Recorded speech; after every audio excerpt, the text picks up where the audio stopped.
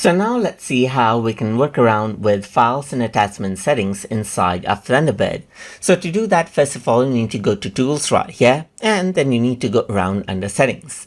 So once you go around over here, you can go around under, let's say for example, the General section, and if you were to go around and scroll down, then you can see that Files and Attachments is an option right here, just like this. So what you can do is you can go ahead and see the contents that are actually there in the files and attachments that you have worked with.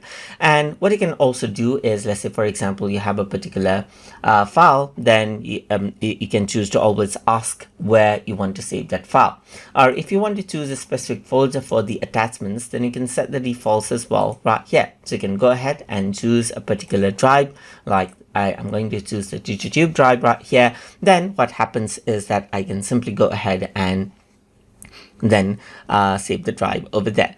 So what you can also do is you may have saved contents right here, and you want to go around and then, let's say for example, search for a particular content right here. Then you can go ahead and search as well, as long as you have the files here. And that is how you can work ahead with the files and attachment settings to choose where you want to save it, or you want to always ask where to save the files inside of Thunderbird.